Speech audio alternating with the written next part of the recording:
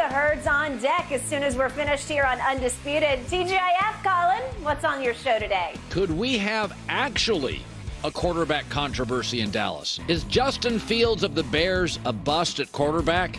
I'll defend Jimmy Garoppolo again, plus our Blazing Five, loaded on a Friday coming up. Sounds great. All right, so Tom Brady's clothing brand signed its first NIL deal with Jackson State quarterback Shedeur Sanders. Brady said to People, quote, he embodies everything we look for in a Brady athlete, and his character and values align perfectly with our brand. Shannon, how big of a deal is this? It's a big deal. It's a very big deal. And I'm glad Tom gave an HBCU athlete this opportunity. They don't have the donor pool like these big universities have, Skip, that they got $5, $10, $20 million in there, and they can say, you come here and this is what we're able to do. So I'm glad Shedeur is very deserving of this. He is. He's a big-time player. Obviously, everybody knows I know his dad. And but I'm happy, and hopefully more HBCU athletes get opportunities like this. But I am glad that he's the first, and Tom presented him this opportunity. Wait, Shannon Sharp just said something nice about Tom Brady? Oh, Tom is great.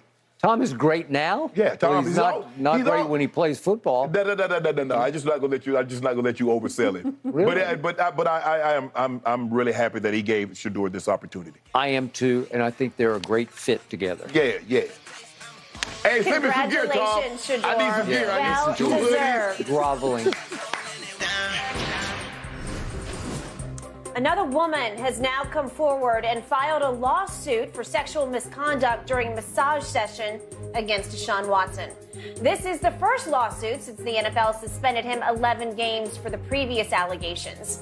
After settling with 23 other women, this new case is now the second active one against Deshaun.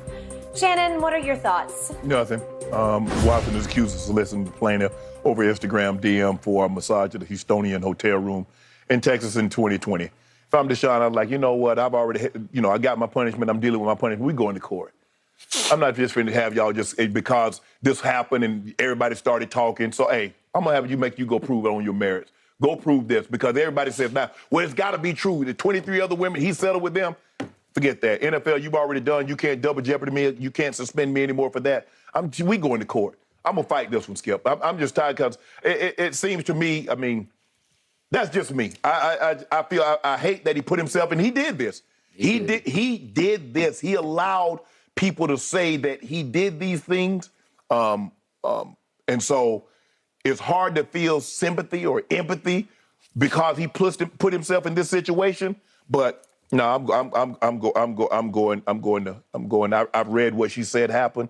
I got to go to court. I'm sorry. At some point, the statute of limitations will run out on these civil suits. But obviously, here we go again. Right. And to the point that we have discussed again and again, Deshaun is going to have to live with this the rest of his days. Yeah. There's a stigma of this. The stench of it. It's just not going to go away because it was such reckless behavior that it's still haunting him. And now we've got the attorney for the latest accuser saying, my client's experience with Deshaun Watson follows a series of disturbingly similar encounters reported by more than 20 women who filed suit against the NFL superstar. Like so many others, my client spent nearly 2 years struggling to cope with the shame and trauma from all that he has stolen from her and the daily pain that has become her reality. Okay. Got it. Respect it. Honor it. And yet, at some point, to your point, when does it stop? Because it might never stop. Because Skip, guess what? Somebody can come up now, just say, well, y'all had this encounter. And because he settled this, everybody automatically assumes this happened. And so this might be a situation that so everybody now automatically assumes, well, he did settle this and this happened before, because people can read. Hey, if there's an accident on Wilshire bus, if there's an accident on Wilshire, the bus, guess who's on that bus, Skip? Your boy. How they know I wasn't on there? So I just hate it. I wish, if I'm Deshaun, I'm going to court. And I don't know what my attorneys will say. I think Rusty Harden is still his attorney in these situations, Skip. I say, Rusty, we going to court on this one. So whatever the retainer is, we go into court. I want my day in court on this one. Okay? And you could be right, because all of these boil down to he said that she said. Yes. Except in Deshaun's case, it was he said that she said, she, 25 times, not 26 times. Okay, 26 times. There's still one pending, Skip, that's, I think, criminally. But One is pending. One didn't get, he settled 23. Right. One got dropped. One is still pending, I think, criminally, and now here's another civil. Okay. So 26 in total. For the record, 2 grand juries in Texas declined to pursue criminal charges against Deshaun Watson. Correct. So he has that going for him. Right. In his quote, the last time he spoke of this is back in August, he said, "I'll continue to stand on my innocence just because, you know, settlements and things like that happen doesn't mean that a person is guilty of anything." Right. I feel like a person has an opportunity to stand on his innocence and prove that, and we prove that from a legal side, and we're just going to continue to push forward as an individual and as a person. Okay, right. I got that.